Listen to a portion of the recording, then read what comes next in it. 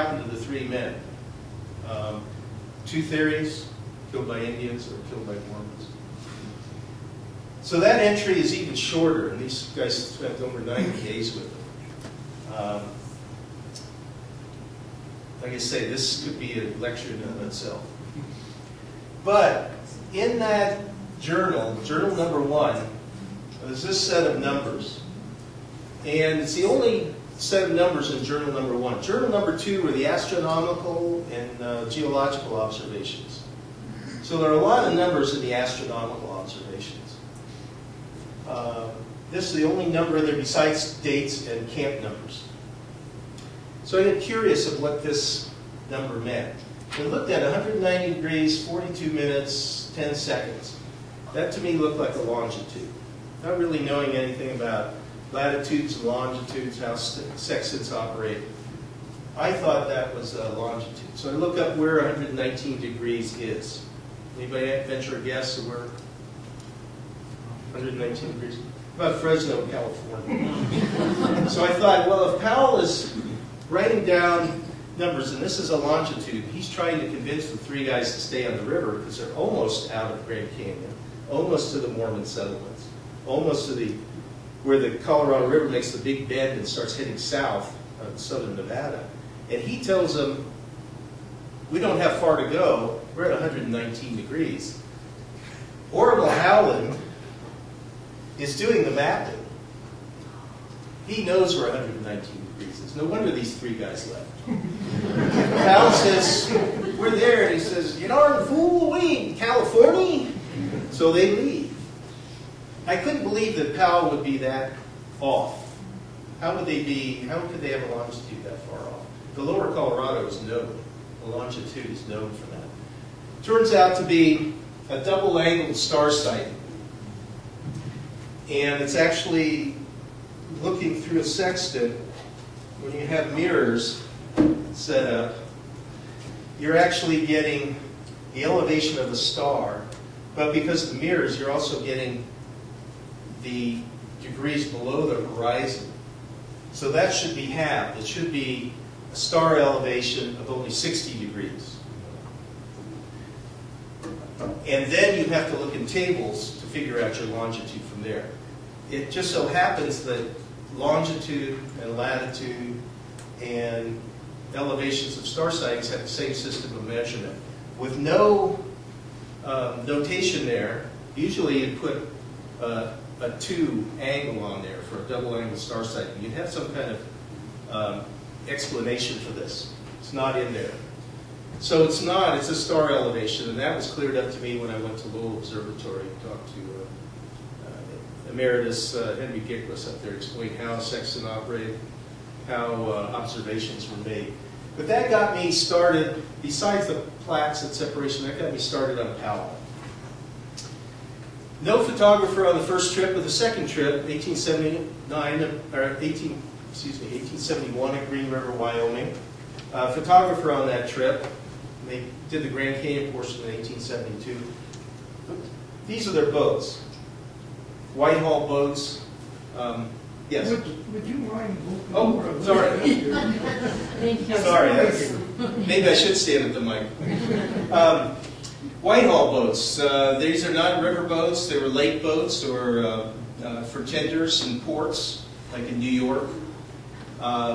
Turned out to be not the proper boat for a river trip, but this is what Powell had in his first 2 trips. There are stories about Powell doing, when he was a youngster, teenager, did trips on Mississippi, the Ohio, the Wabash, rivers like that out in the Midwest where he grew up.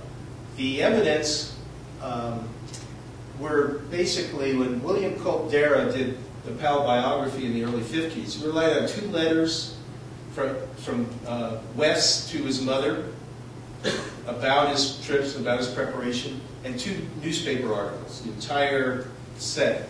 When Wallace Stegner did, a couple of years later, did his seminal biography of Powell's career, essentially, not of Powell, he repeated what Dara had in there.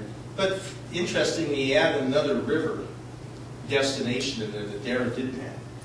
A few years ago, Donald Wooster did an incredible biography of Powell, and he had another little river section in there. I'm not sure how these guys keep adding this to it. The letters, the first thing I did when Wooster's biography came out was look to the reference about Powell's early river trips.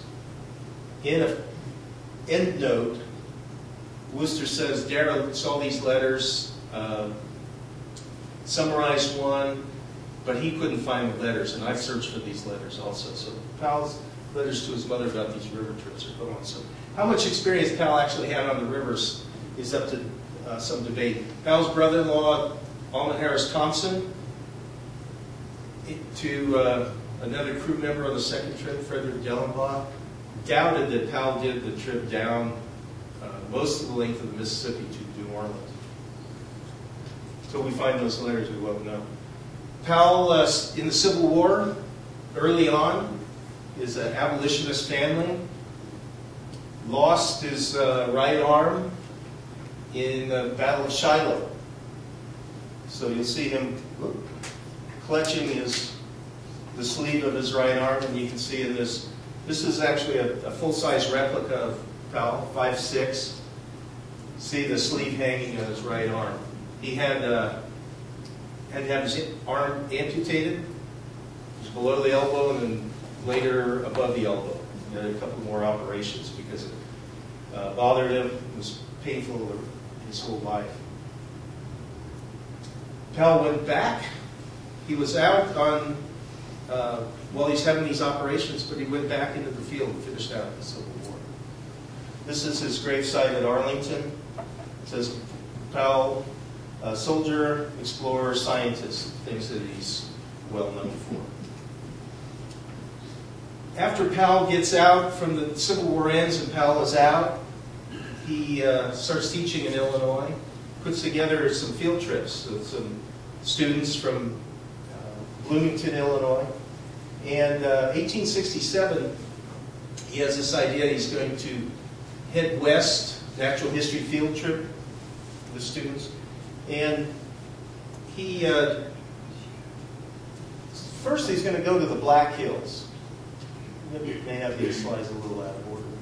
Let me find one of the Black Hills. Right here. He's going to head west from Council Bluffs, Iowa, and they're going to go to the Black Hills, do some work around in the Dakotas before he heads south into Colorado. This was, that what I just showed you actually had states on it, so it showed Montana and Wyoming. At the time, Dakota Territory encompassed all of Montana, part of Idaho, and a lot of Wyoming, and even a little part of this all came out of the former Minnesota Territory and former Nebraska Territory.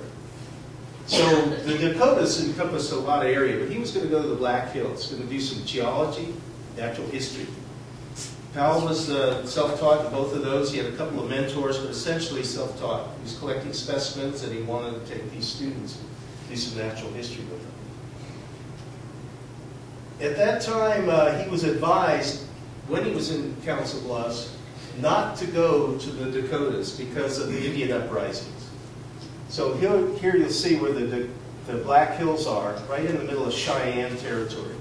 And there were several events that occurred during this 1867, 1868 time period. So instead of Powell coming this way and going to Colorado, he went more directly to Colorado from Council Bluffs, bypassing the Black Hills and the Dakotas. And when I first read this in one of Powell's biographies, it seemed to me like his original plan was just the Black Hills, just to go to the Dakotas. And I thought, well, if that were true, and Powell might not have gone to Colorado, what if he had gone to the Dakotas, found that so interesting, that he based his career on work in the Dakotas? Who would have been the first person to have done a river trip down through the